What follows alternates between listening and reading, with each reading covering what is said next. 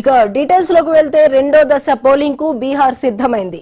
రేపు జరగనున్న పోలింగ్ నేపథ్యంలో రాష్ట్ర వ్యాప్తంగా భద్రతా ఏర్పాట్లను కట్టుదిట్టం చేశారు. పోలింగ్ కు అధికారులు ఇప్పటికే అన్ని ఏర్పాట్లు చేశారు. దాదాపు 4 లక్షలకు పైగా సిబ్బంది ఎన్నికల విధుల్లో పాల్గొనబోతున్నారు.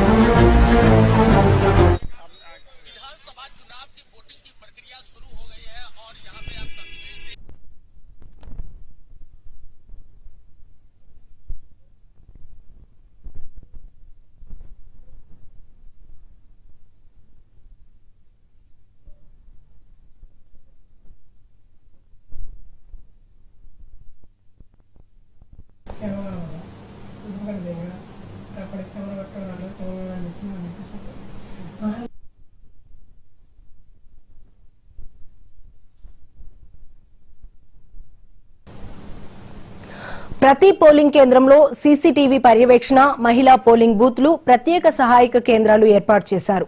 మొత్తం 122 స్థానాలకు పోలింగ్ జరగనుండగా 1302 మంది అభ్యర్థులు బరిలో ఉన్నారు. వారి భవితవ్యం 3,70,00,000 మంది ఓటర్ల చేతుల్లో ఉంది. బీహార్ రాష్ట్ర రాజకీయ భవిష్యత్తును నిర్ణయించే ఈ విడత పోలింగ్ పై దేశవ్యాప్తంగా ఆసక్తి నెలకొంది. ఇక ఇదే అంశంపైన మరింత సమాచారం మా ఢిల్లీ బ్యూరో చీఫ్ శిరీష్ అందిస్తారు. శిరీష్, చెప్పండి. తేజస్విని 243 అసెంబ్లీ నియోజకవర్గాలున్న బీహార్ అసెంబ్లీకి నెల 6వ తారీఖున మొదటి విడత ఎన్నికలు జరిగాయి. మొత్తం మొదటి విడతలో 121 అసెంబ్లీ స్థానాలకు సంబంధించిన పోలింగ్ అనేది కూడా జరిగింది. ఇక రేపు రెండవ విడత ఫైనల్ విడతలో పోలింగ్ అనేది కూడా జరుగుతుంది. మిగిలిన 122 అసెంబ్లీ నియోజకవర్గాలు అంటే కలుపుకొని మొత్తం 243 నియోజకవర్గాలు పూర్తి అవుతాయి. రేపు మాత్రం 122 అసెంబ్లీ నియోజకవర్గాలకు సంబంధించిన పోలింగ్ అనేది కూడా జరుగుతుంది. పోలింగ్ వచ్చేసి ఉదయం 7 గంటల నుంచి సాయంత్రం 6 గంటల వరకు.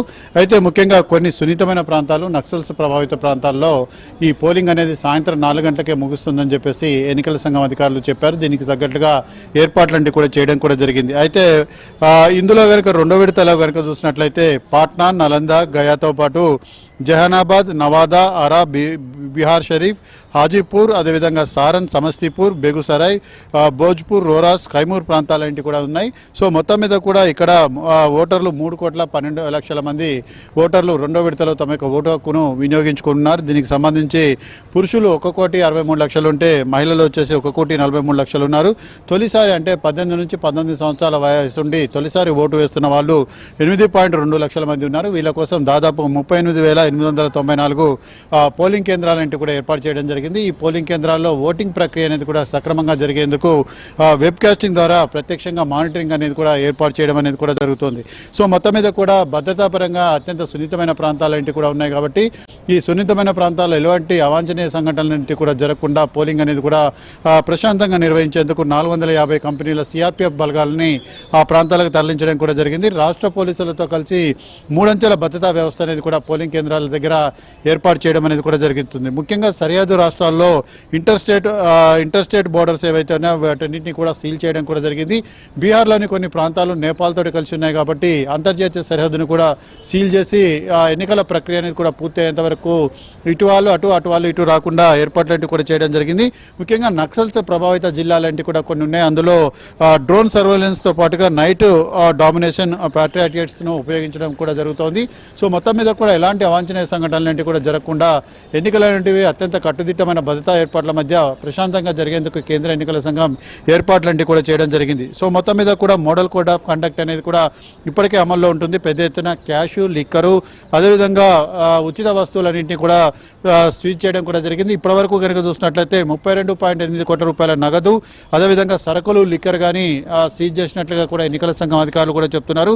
మొత్తం మీద కూడా 96 కేసులంటే కూడా నమోదయ్యాయి. 2.3 లక్షల లీటర్ల లిక్కర్ని కూడా అధికారులు సీజ్ చేసినట్లుగా కూడా చెప్తున్నారు. సో మొత్తం మీద కూడా ఈ రెండో విడతలో ప్రధాన రాజకీయ పార్టీలు వచ్చేసి ఎన్డీఏ భాగస్వామ్య పక్షాలు బీజేపీ, జేడీయూ, అదేవిధంగా ఎల్జేపీ పార్టీలు కూడా కీలకంగా వ్యవహరించనున్నాయి.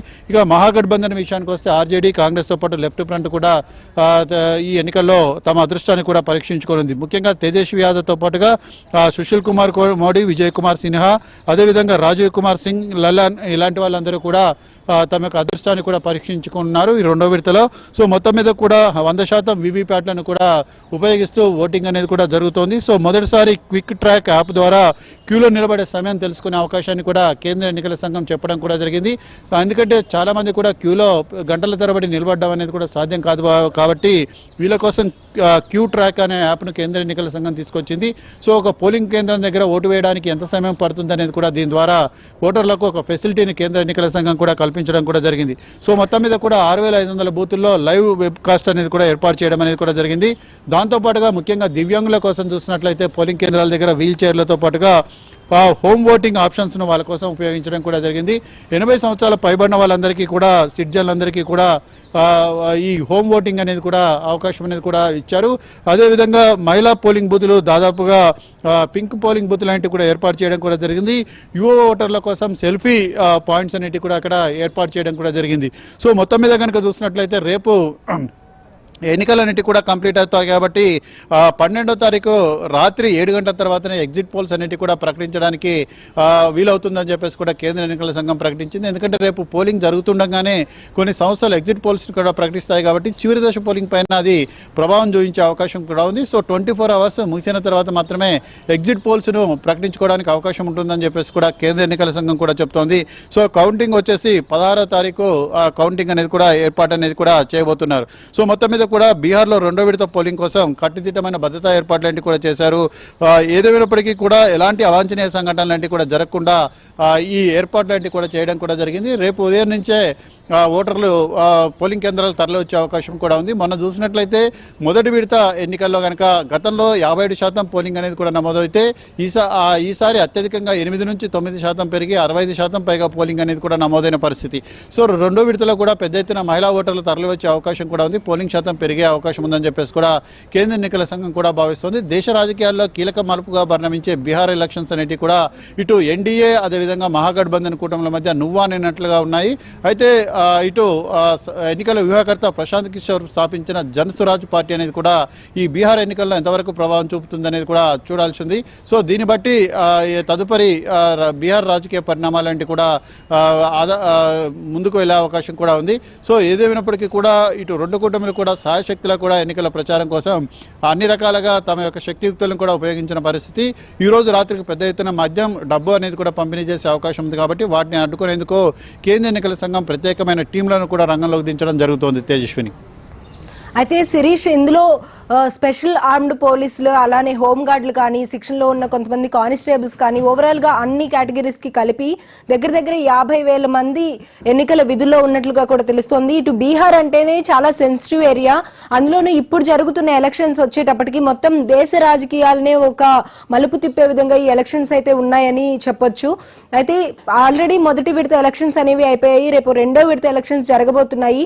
ఎన్ని జాగ్రత్తలు తీసుకుంటున్నప్పటికీ ఎటువంటి అవాంఛనీయ సంఘటనలు జరగకుండా ఉండే పరిస్థితులు ఉంటాయంటారా? ప్రతి ఒక్కరు కూడా ఎంతో ఉత్కంఠగా ఎలక్షన్స్ కోసం అలాగే వాటి రిజల్ట్ కోసం ఎదురు చూస్తూ ఉన్నారు.